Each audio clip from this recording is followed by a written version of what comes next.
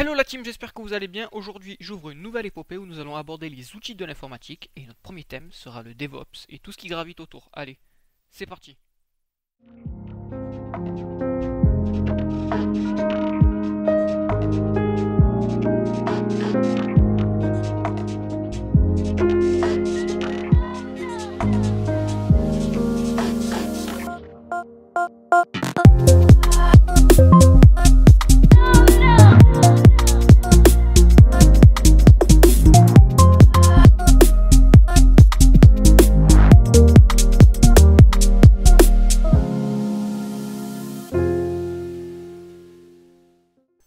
Alors il existe beaucoup de définitions sur le terme DevOps. Pour ma part, le DevOps est avant tout une démarche. Nous allons voir en détail les implications que cela a, mais voilà, si on doit réduire et donner la définition la plus épurée, c'est le mot démarche qui convient le mieux.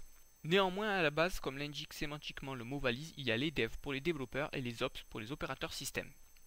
Alors, le mouvement DevOps il a pour finalité de faire cohabiter les ingénieurs développeurs avec les ingénieurs système dans le but de produire de la valeur et de maximiser le workflow de mise en place d'une solution informatique, en allant de la conception au déploiement en passant par le développement et les tests de qualité.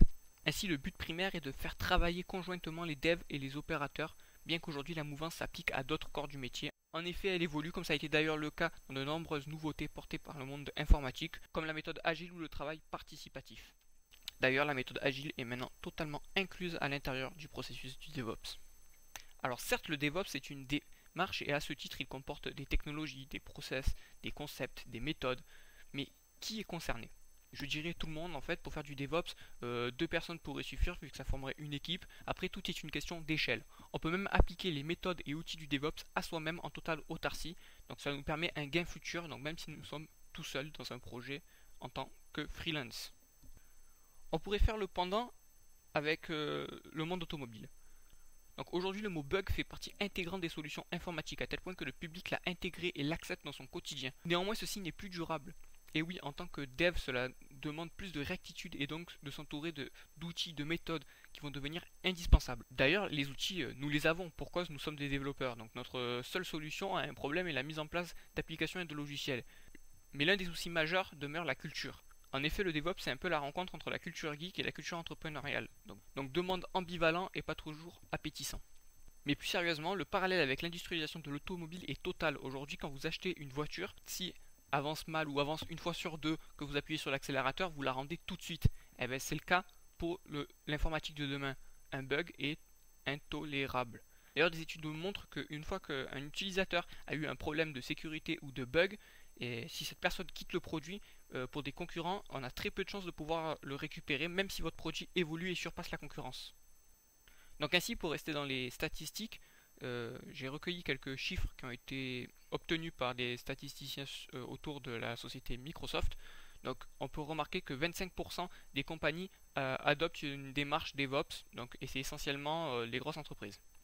Si aujourd'hui vous investissez 1 euro, vous aurez un retour sur investissement de plus de 500 euros dans les 5 ans. Donc c'est une valeur assez sûre tout de même pour les entreprises de l'informatique. Alors pour en revenir sur la structure, comme j'avais dit précédemment, avec des nouvelles démarches, méthodes, etc., la structure même des entreprises est souvent mise à mal. Et le premier véritable problème, en fait, il est lié à la communication au sein d'une équipe. Et pour cause, donc, quand on parle d'une équipe, on a déjà un problème au niveau des entreprises, c'est qu'on a d'un côté les équipes de dev et de l'autre les équipes d'admin système. Donc deux pôles différents et une communication impossible, surtout quand les deux ont des objectifs antinomiques, comme c'est le cas ici. Donc le DevOps étant une répartition par projet avec des devs et des opérateurs chargés d'un projet. Donc ainsi, ils sont dans la même pièce, comprenant les mêmes soucis de rapidité d'action et de spécialité de l'application, mais aussi de pérennité et de maintien de l'application.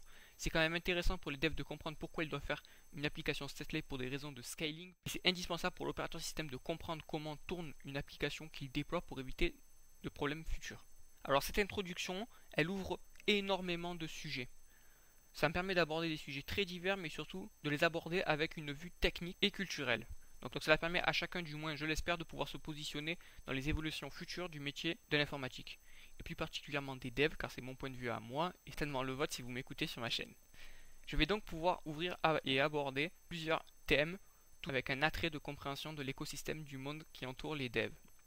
Ainsi, je vais enchaîner cette vidéo d'introduction avec tout simplement une vidéo de vulgarisation, mais vraiment où c'est qu'on va voir en fait le cycle de vie de mise en place d'une application de façon très macroscopique. À la suite de quoi nous aborderons la méthode agile, l'intégration continue, le déploiement continu, mais aussi une technologie montante de containerisation d'applications nommée Docker. L'étude de ce dernier en détail et corrélée à son écosystème nous permettra de mettre en exergue la limite avec le métier d'opérateur système. Voilà, donc je vous dis à tout de suite dans la prochaine vidéo qui vulgarisera le cycle de création d'un logiciel.